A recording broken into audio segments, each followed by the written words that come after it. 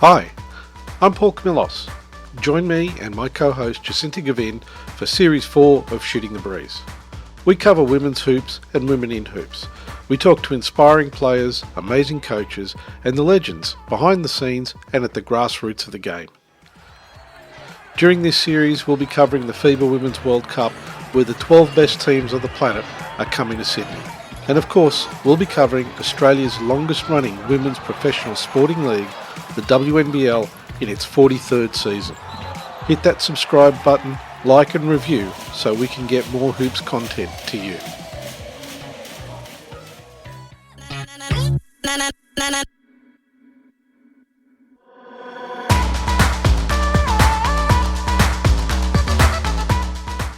The game doesn't discriminate. Like whether it's your race, your age, your gender, your status, in what you do for work, you could be a CEO, you could be a student, and even like we talked about before, like even language kind of fades into obscurity. Like once you step on the court, the only thing that matters in a pickup game is putting the ball in the hoop.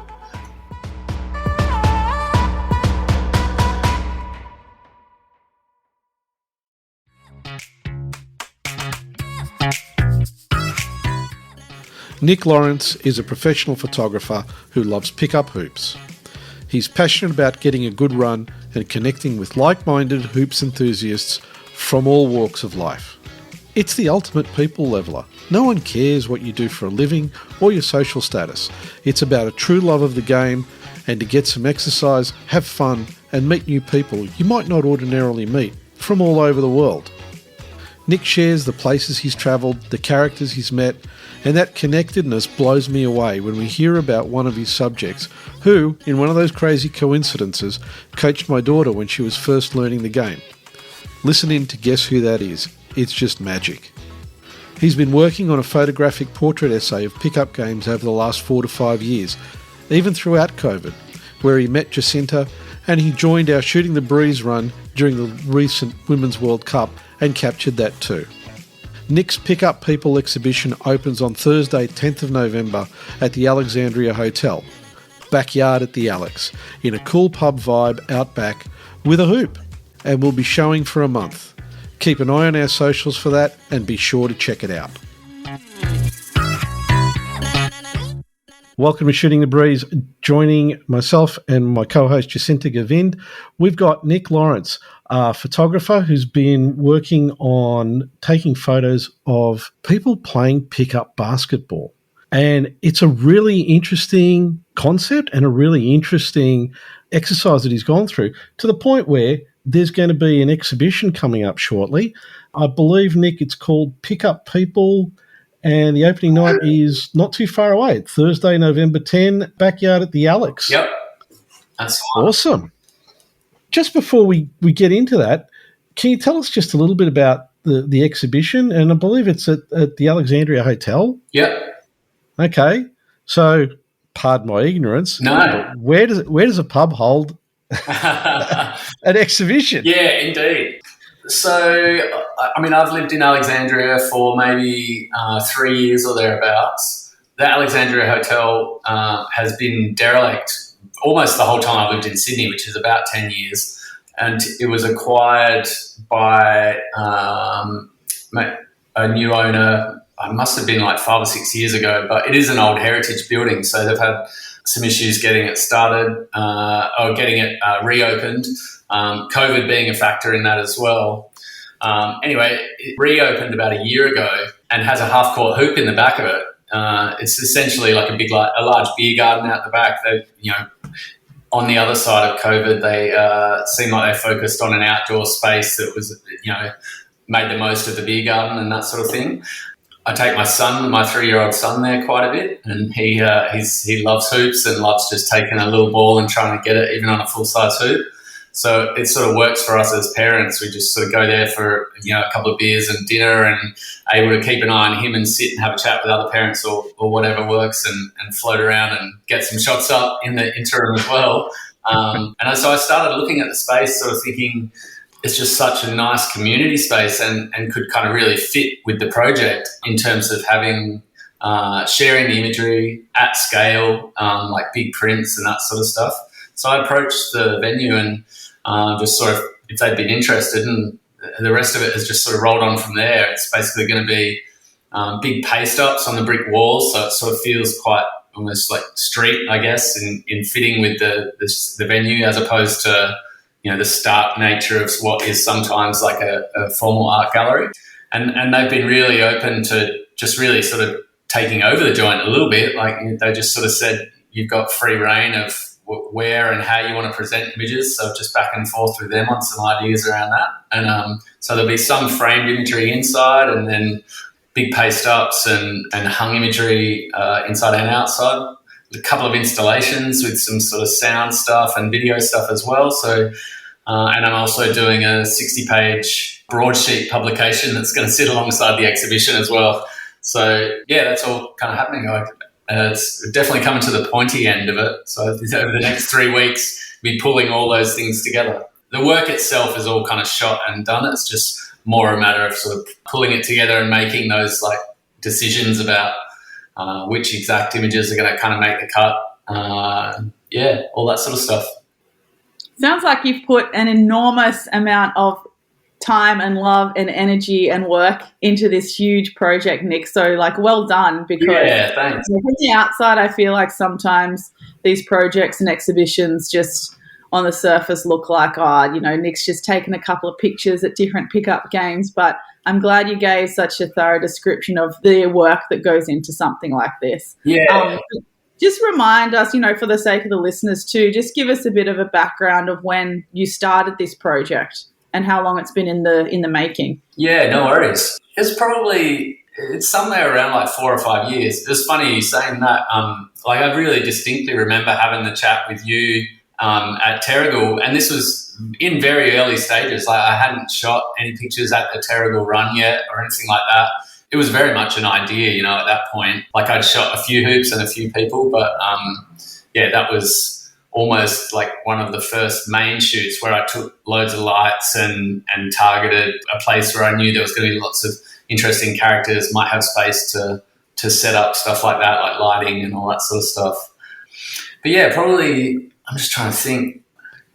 I guess I'd started collecting almost like without thinking about it, shooting just interesting like hoops wherever I saw them, because they're such interesting structures in their own right. So I sort of started having this collection without trying to have one of like hoops. And it's like, I was playing a lot of basketball at the time. I just finished the project prior to this that I was working on that was shooting portraits of truck drivers, and they sat alongside sort of Australian roads as landscapes. So in a similar way, I'd started shooting the roads first and then tried to find a human element to it. So I guess with the hoops, it was almost similar. I started collecting the hoops without trying, and then working as a portrait photographer, that's my main interest. I started thinking, a human element would obviously be portraits of, basketball players, but, pickup players. I'd played enough pickup to know that it's just so diverse and there's just so many unique characters and personalities that come to that sport, or that kind of genre of the sport, if you like. So I was like, this could be pretty cool. So I just really started going down that road. Yeah. So it all happened quite organically from something that you were already participating in yourself. Yeah, absolutely. It was funny that one of the first, and it's one of my favourite portraits probably that I've shot. I was basically on a flight to South Africa for a friend's wedding. I'd flown to Johannesburg, and then I had an internal flight between Johannesburg and Port Elizabeth, where my friend lived. And interestingly, my said friend is someone I'd played basketball with for many years. I met on the Gold Coast through basketball, and he's still to this day one of my best mates, and has collaborated with me on the project in terms of writing some words and stuff that'll eventually be in the publication. But essentially, there's this like kind of 6'5" African man sitting in the aisle seat across from me on the flight from Johannesburg to PE, and he was reading a book that I'd been reading at the time. I was watching, I think, skateboarding or something like that on my laptop. Anyway, we kind of caught eyes, and I was like, how are you finding the book? I'm a bit of a friend maker. I tend to meet and introduce myself to people at the drop of a hat, and have done since I was pretty young. But yeah, you are very good at that. I will. So I got chatting to him, And he's like, what are you doing in traveling? And so I told him the story and told him my background with my friend, basketball. He's like, I play down at Kings Beach, like just at this court, like public court, usually on Fridays with a bunch of guys. And I was like, that's cool. Maybe because I'm starting to just sort of starting to get into this project. And I told him I work as a photographer and stuff. I was like, maybe if I give you my card or my email and I'll get yours, maybe we can stay in touch and I'll come see if I can catch up and come down for a run. And so the next couple of days when I was in Port Elizabeth, he emailed me and we'd sort of just teed up a time on the Friday and hoped for the best. And I ended up, all that I had with me on that trip was like I didn't take any digital photographic equipment. I just had an old Pentax 6.7 like film camera and a bunch of film. But it's a really beautiful camera for shooting portraits. And he and half a dozen of his mates were sort of down there and ended up having a run for a couple of hours with my friend that was living there. And yeah, there's the few guys, his name's Marshall. I sort of stayed in touch with him and submitted the portrait for a couple of photographic portrait prizes here in Australia. And yeah, it was definitely one of the ones that really kind of kicked it off for me. I was like, this is cool. Like there was a couple of characters that were just, unique, and I was like, I'll just keep on doing this at different runs and slowly like kind of build it up over what's ended up being sort of, 4 or 5 years. It's interesting how you talk about the way that you just got together and ended up playing a game, because the pickup game that was organised during the Women's World Cup, it feels very similar. It was like, it was, hey, let's just get together and see what happens. And people just got together. And interestingly enough, it ended up, it's obviously resonated in terms of fan engagement, because it ended up being an article on the ABC website where they were talking about, hey, it's just get people together, get the fans together, get, like-minded people, and just have some fun. Yeah.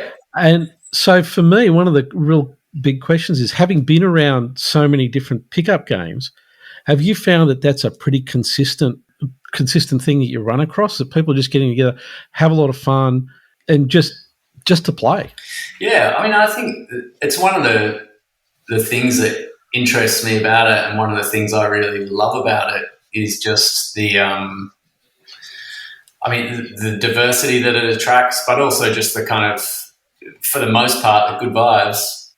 I mean, pickup is a little different, I suppose, pickup runs can be different, right? Like, you'll know this, Jacinta, they're not always, like, sometimes they do get kind of hyper competitive in a bad way and that sort of stuff. But for the most part, I don't know, it's almost like I tend to lean, I guess personalities and like-minded people tend to, this is in my experience anyway, tend to lean towards and return to runs that they've really enjoyed. And say, like the Terrigal pickup run, the regular Sunday Tezza scrimmage that has been going on for something like 30 years, right, Jacinta? Like, yeah, that's right. It's a very long time, pretty much since the stadium's been open. Which is just nuts. I used to do a Sunday morning drive of an hour and a half just to go up for the run. Like, my mum lives on the Central Coast, so I would usually go and try and kind of do both things. But that's how enjoyable that run was and how much it resonated with me.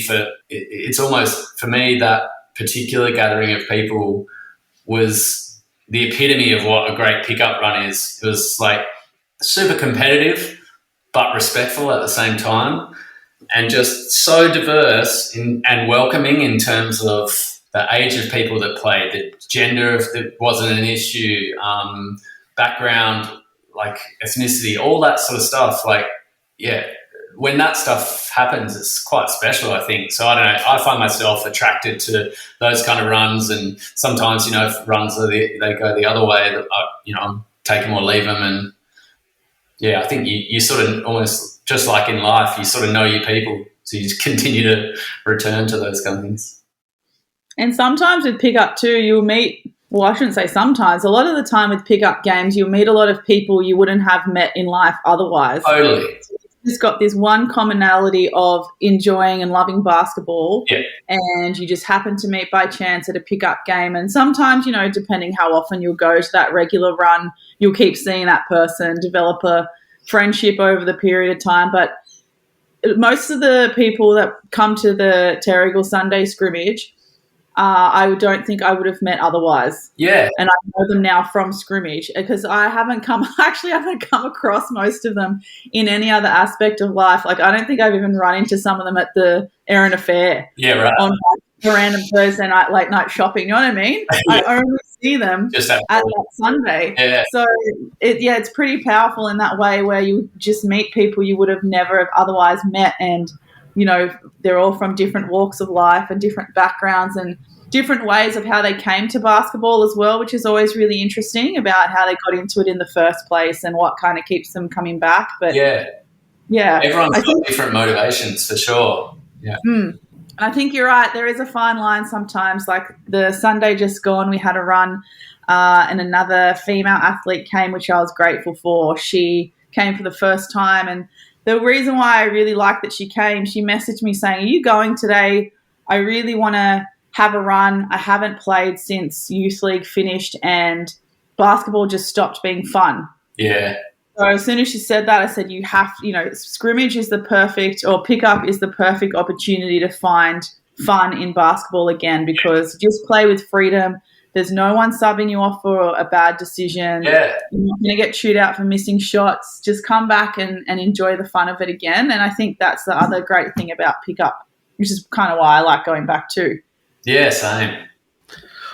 Because one of the things I noticed at the pickup game during the World Cup was it didn't matter who was on the floor.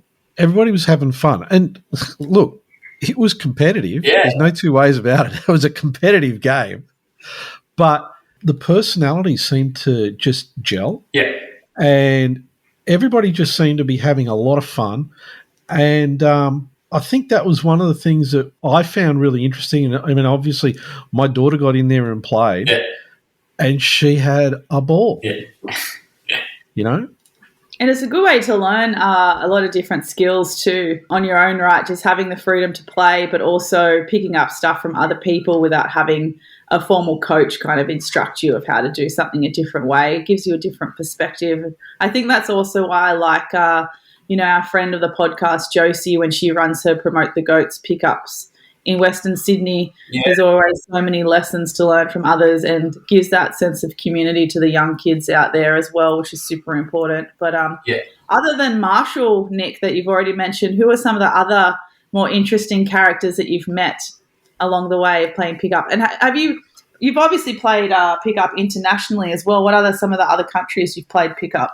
Yeah, I'm trying to think. Other countries-wise, like the ones that stand out, like Singapore, like a few years ago, I was just there visiting a friend for like 4 days, and I just wanted to try and get a run and like for kind of fitness as well as just missing ball like while I was on the road, and thought it would be interesting. And she was working at a university, so I just found the kind of court, and that's one of the things I really love about it as well, is that even language kind of fades into obscurity on a pickup court. Like you don't have to know the language of the place that you are, that you're in. You could just sort of almost fumble your way through, we play threes? Like, yeah, cool, all right. And then you quickly work out the rules, whether offense or defense calls fouls, or if it's ones and twos or whatever it is. Like it's all so universal that, like, I really love that. You could be in a completely foreign country where you don't speak the language. I still had a great run. Same thing in San Sebastian in Spain. I just generally what I do when I'm overseas, particularly in Europe, I'll just like buy a $10 ball from Decathlon that I'll just end up leaving at the last court that I go to, and just sort of I'll go and shoot around, and if there's someone there, it's like trying to have a run. And so ended up playing like with a couple of different people sort of there, and again, you can't really even speak the same language, but just it's an introduction to people that you just wouldn't otherwise ever get. It would be strange to approach someone probably just on the street and go, hey, I can't even speak the language, but I don't know, what would you do? Like coffee, beer, whatever? I don't know. There's always maybe some other motive assumed or something like that. So it's like this ultimate icebreaker. You just like, all you want to do is hoop, but you sort of end up somehow just getting to know and building a connection with people through a common interest in that sense. So it's definitely one of the main points of interest for me, for sure.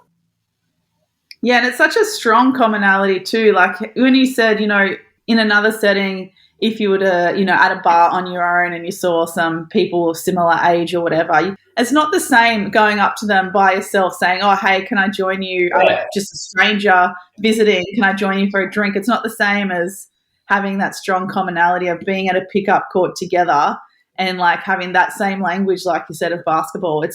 I don't know. It's like, the perfect icebreaker, as you said. Yeah.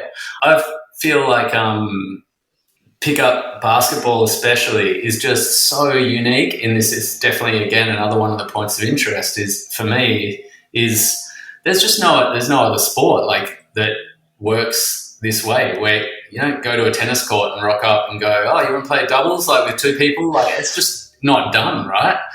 Even, I don't know, there's just not really any other sport quite like it. It really is like a unique phenomenon in that sense, in terms of kind of building connection with people and building community.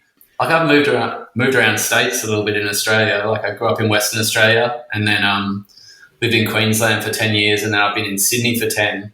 And I think one of the things that spurred me on with the project was the fact that I've seen the benefits of it at firsthand. Like, I've moved to a new city where I knew some people but didn't know lots of people. And a lot of the time, in hindsight, like, so many of my close friendships developed from basketball, like, or from pickup runs with people that you start out with that common interest, but it's just kind of easy. You start playing basketball together and then all of a sudden you're doing it regularly, and then maybe a few years later they're the people that you're having beers with on the weekends. And I don't know, I really love that it's that kind of, maybe especially like for men as well, I don't know, with new like friendships with other people, like it's quite cool that in that same sense, it's maybe your guard's down a bunch more. Like, I wouldn't approach some random male at a pub and go, oh, hey, I'll come sit down and join you for a drink. Generally speaking, I wouldn't, but like, play a few times with someone on a basketball court, you kind of work out that who your people are, right? Like, just through, I feel like, well, it's another point altogether, but how much personalities come out on a basketball court. Like, it really is an extension of the person, the way they play. Like, I think the metaphor I often explain to people is like, if you're passing a lot and you're looking to facilitate other people in a pickup game, then chances are that's probably how you are in lots of facets of life. Like, you kind of look to engage other people and you're not necessarily always out for yourself. And in the same sense, like, if you're just a ball hog, just always looking to get your shot up in a pickup game, the chances are that in some way that's reflected in your normal life as well. So I think in that sense, when you're running pickup games, you quickly kind of gravitate towards your people. Yeah, I agree. I played with fives on the weekend because we had less court space and a lot of people, and I had 3 people who like to hog the ball on the one team, and I was like, this is going to be an interesting dynamic because they all like to hog and they all like to share. So are they going to be able to share? Yeah. So yeah, I was like, but I agree. I think people's personalities and true colours can translate into what they are like as a player. Also, how they handle getting bumped under the basket. Are they going to play fairly by the rules? Are they going to call fouls in the same way that, they're getting fouls put on them? Yeah, it's really interesting when you have a bit of a deeper dive into it. Totally. I think that was one of the things that I found really interesting at the pickup game. Everybody got on so well. When you consider the number of people that came together for one game, right, at one time, most of whom didn't know each other in real life. Yeah. It was actually pretty amazing that everybody got on as well as they did. And everybody seemed to, like you said, a lot of people were facilitating. I didn't see anyone being particularly a ball hog in that. To me, it seemed like everybody was there to kind of, hey, let's get together and let's have fun. Yeah, absolutely. It seemed like a particularly emotionally intelligent gathering of people, I would say, and that you do sort of get runs like this sometimes where I think it's interesting that you sort of read the room, right? You sort of see what people's strengths are, try and work out like where people might like getting their shot up, and again, everyone is different, and this is the sort of joy of pickup, but yeah, it's interesting to see how other people operate and work out how to kind of look for other people, get other people going. I find like a good pass, it feels as good to me as though I am a like shooter and I like to shoot. Like I get just as pumped on like getting someone else going or like a really nice pass like in the pick and roll or something like that. And it seemed like a bunch of people that were very much like leaning the same way, I suppose. Yeah, women's hoops fans are all right, I think. We Definitely. I mean, especially from that pickup game in the World Cup as a whole, meeting people face to face for the first time that we'd interacted with purely online or, on social media. Yeah, really it was a testament to the types of awesome people that are women's hoops fans. And I mean, that was the same in our pickup game. And I mean, if you even look at women's basketball, it's partly basketball in its purest form. It's the underdog of the form of the game, where it's the one that's still just as good as the games that you and mostly see on TV, but always understated and underrated. So that the true hoops fans are people that are going to support something that's really worthwhile, like women's hoops. They're going to be good people as well. Yeah, it's definitely. I keep saying there's like a lot. I mean, there's so many things about pickup that I love, but like one of the things that I guess it's probably the key point of interest really for me with the project is that to me, pickup is almost like the final frontier of like meritocracy in a sense. The game doesn't discriminate.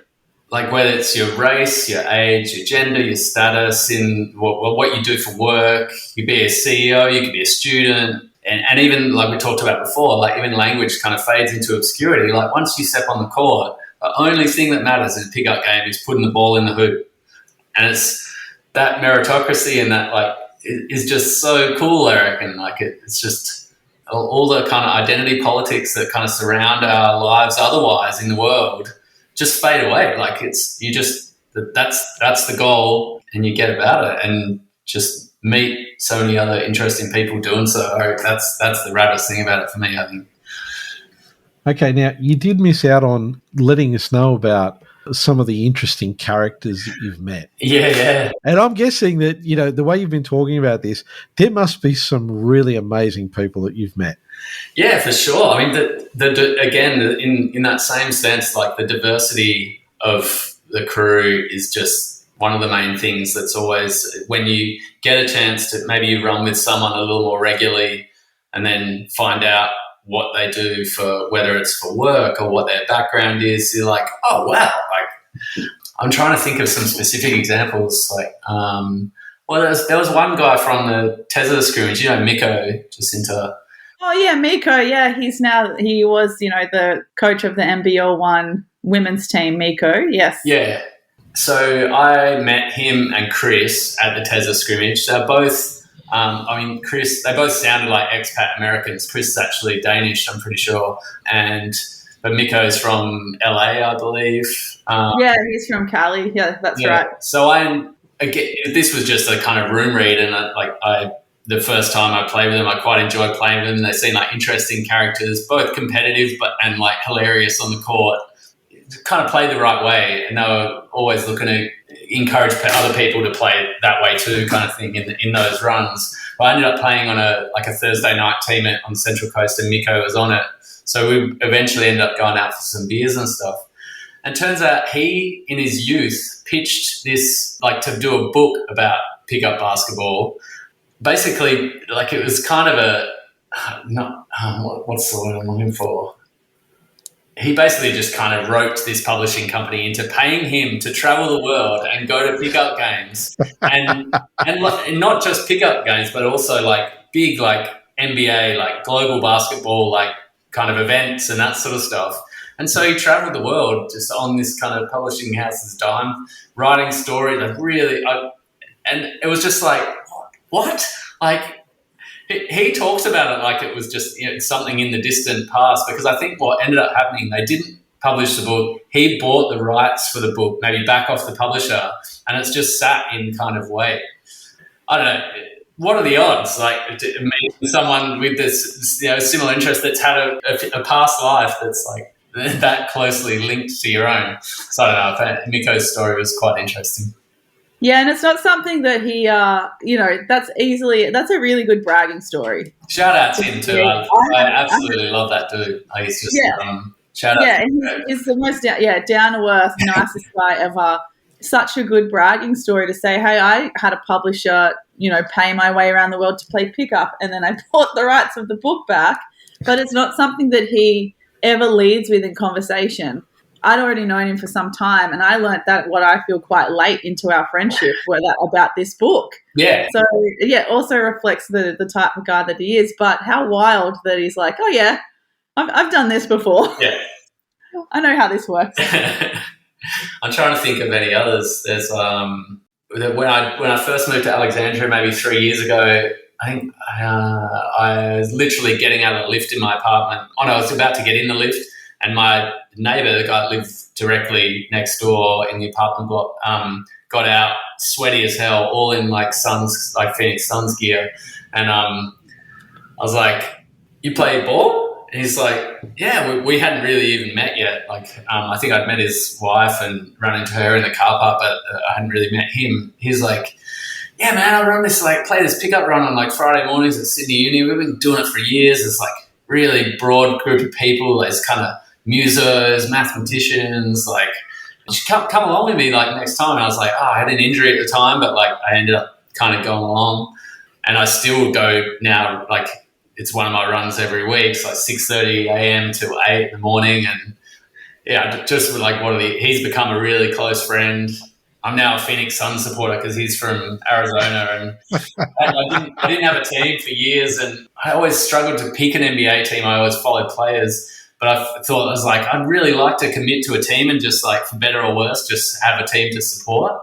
And I was like, I kind of got some geographical allegiance via proxy with him. So I'm going for it. I'm a Sun supporter now. This is funny, but there's a bunch of interesting dudes, even at that run, guys like musos that are huge Australian musos that are touring regularly, and Bruce Bolden was running with us, but he ran for many years, ex-NBL finals MVP. I was shot some portraits of him and got to know him a little bit better. I always had an interest, and I love the idea that he's gone from kind of, a guy coming up in the States to eventually playing in Australia, and obviously played at a really high level in the NBL, and then coached and stuff, and now kind of gives back to the community through coaching and stuff, through his My Hoops stuff. Yeah, just all the different kinds of people you can think of to just through basketball. So let's just wind something back for a minute. To go along with this, how did you first get into photography? So I'm an identical twin, and my twin brother has been into visual arts for a lot longer than I have. So he was probably, I always took photos, just point and shoot cameras growing up, the equivalent of a phone now, I guess. And when I came out of university, I actually worked as a magazine editor for a bunch of years for a surf title up on the Gold Coast, or a bodyboard title called Riptide. And so doing that, the editor role was kind of all consuming. It was you photo edited the mag, you sort of, broadly kind of designed and wrote and dealt with contributors and that sort of thing. So I was looking at pictures and looking and thinking about what made good pictures for the whole 6 years that I was running the mag. And it wasn't until I left the magazine that I kind of had the time and inclination to actually wrap my head around a camera, a proper camera.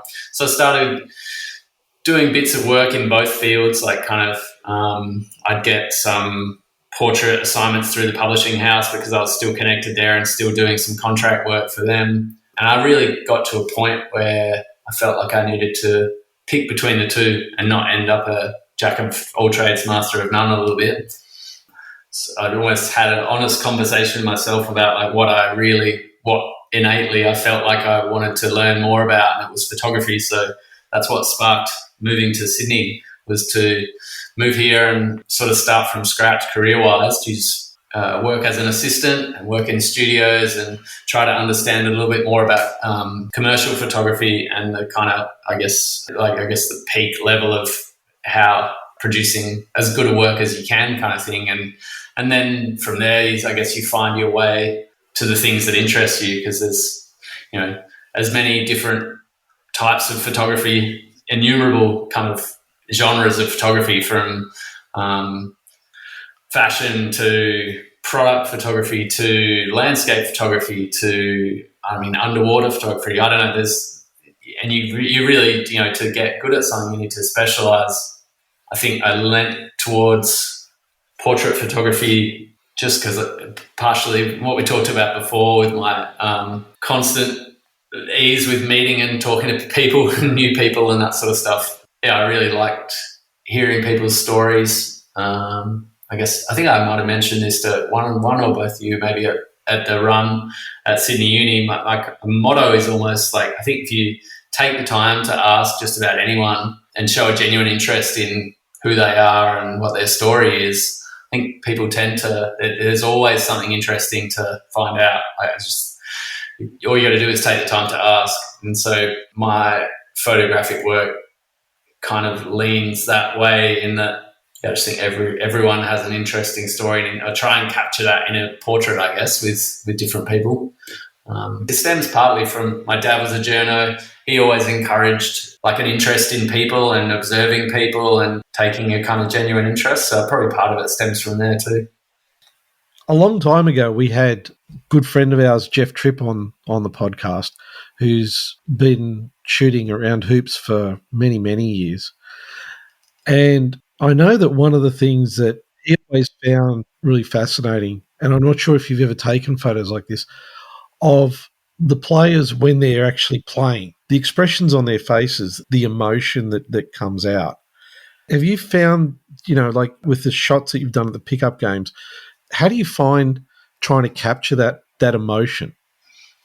I guess my style of portraiture is a little more considered is not the right word, but that's a sort of a candid approach, right? You're sort of shooting fly on the wall style a little bit, and I tend to try and create portraits that are a little more considered and intimate, in that like I'm actually asking the person generally to otherwise look to camera. But I guess best results wise is probably being able to spend at least a couple of minutes kind of talking to someone maybe before you kind of shoot their picture, or spending time playing with them. I guess that often helps too. If you're in a run and then you're shooting a portrait, you've sort of developed that rapport already with someone because you've been on a call with them. But post-game is always pretty great, because I think people are a little more at ease, and partially maybe I don't know if vulnerable is the right word, but they're recovering, so they're less likely to be concerned or thinking about like how they might look in front of a camera and that sort of thing. So I guess if I have any approach at all, it's usually to try and get a run with people, or even a few runs, and then turn up one week for like to try and take pictures and do it kind of post game, so that there's that sense of familiarity that you get a chance to build. Yeah, it sounds like it would be tricky when you're not doing, portraits for pickup people, if you're doing it in your regular 9 to 5, so to speak, and having to do portraits for other different industries and contexts. And so you mentioned that, you got to spend that couple of minutes to build the rapport. Yeah. That sounds like it would be really challenging. Yeah, I mean, it definitely is. And you get different people at different taskmasters, in a sense that, like, I mean, some people, there's just probably no way to crack them. Like you can try just about everything, and everyone's got their kind of different method or different approach for kind of warming people up or getting the shots that they want to. Yeah, I suppose that's why, again, like if there's any kind of strength I think I have as a portrait photographer, it's that ability to just kind of chat with anyone and kind of put people at ease. 90% of the time it works. I mean, I've definitely been cracked by people, and it's pretty tough on a commercial job when you're just trying everything in your power, and someone's just like got mouth is like a cat's bum, and they're just so tense, just not giving anything. Like it's happened. It's like borderline hilarious. You're just like, we need to get a picture of you, and this is not going to work. But so what do we do? You can't force someone to like do a particular thing or like be at ease. So you can only try all your tricks for so long. You ever use that line from Napoleon Dynamite when they're trying to get Uncle Rico to relax to take a portrait? And I think she says something like, just imagine yourself surrounded by 1,000 tiny seahorses. That's great. Something like that. Hopefully the listeners will know what I'm talking about, but don't. It's distraction, right? Quote directly, like exactly right. But yeah, she says something like that to get Uncle Rico to relax. That's amazing. Hopefully that's now not in your head the next time you have to go shoot a commercial job. It seems like it's probably a pretty effective tactic. So I don't know, I might be taking that one on board.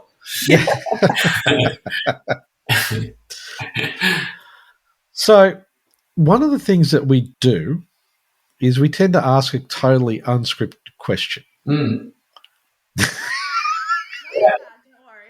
No, nothing down. I'm down. Yeah. I'm just looking over what notes that I wrote. I'm refreshed. Now, have you got one that you want to throw to him, Jacinta? I think so. It's not as fun as your one, though. So do you want me to go first? Yeah, go for it. I love this. Yeah, so it's not serious either. It's probably more of maybe a critical thinker. But what is the greatest assumption that people make about you that is often incorrect? On a pickup call? Oh, pickup court, on court, off court, in life, down at Erin Affair on a Thursday night, anywhere. Assumption that's not correct. Yeah. I'm just trying to think. It might take me a moment to think about it. On a pickup court, it's that I'm not tall, so people kind of assume that I can't ball, maybe. And like, I don't know, I'm like a pretty decent shooter, especially from mid-range. So I think people are kind of shocked usually when it's like, what? Like, hang on, what?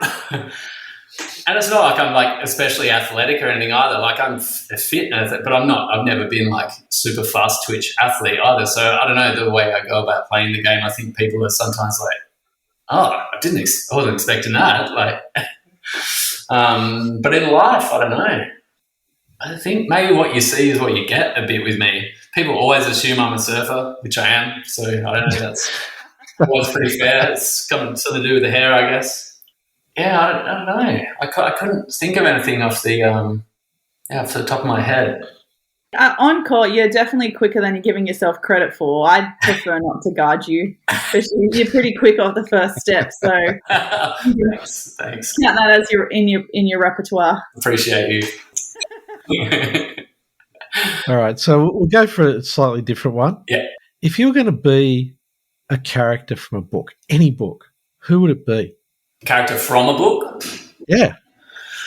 Jeez, I'm a voracious reader. I'm just trying to, so when I try and even think of the last book that I read, or books that stand out, like favourite books off the top of head, I'm going to say something and then we're going to go, no, that one. Yeah, it's always the one where, like in pub chat, it's readily available. These totally. points about you, but then in non-pub chat, like when you're asked on the spot, you can never think of it. Totally. Character in a book. Even a book when you were growing up. Yeah. I think growing up, it was always like real people were always like, whether it was, and it's mostly sports related. So I was always either reading books about or stories or magazines about other athletes doing sports that I aspired to.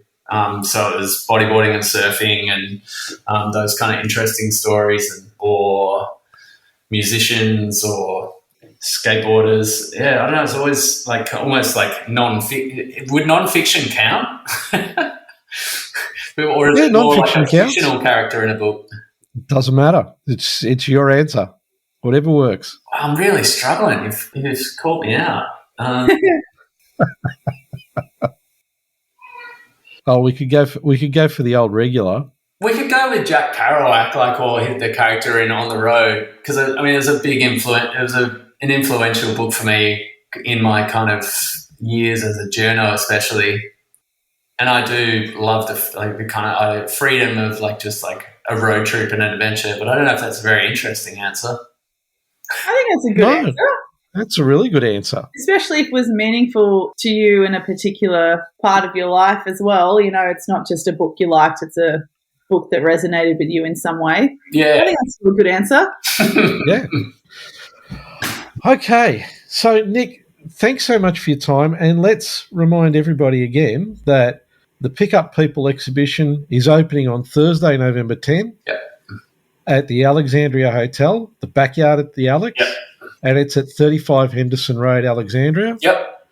Exhibition will be up for at least a month. So if for whatever reason you can't make it to opening night as well, it'll be up there. There is that half court in the back is always there. So grab a pint and go get some shots up at whenever you feel like it. Yeah. And you don't have to go just once. Go many times. Yeah. And I think the publication should be available for sales at the venue throughout the course of the exhibition as well. And prints, I think, should be available online, but I can probably provide some more details with that sort of stuff closer to the date. Yeah, definitely. Please let us know. Nick, it's been great having you on. Yeah, thanks, Ed. I really appreciate it. It's an honour. And really can't wait to go to the exhibition, have a look at some of these photos. Yeah, likewise. Okay, thanks, Nick, and we'll speak to you soon. All right, thanks again, guys.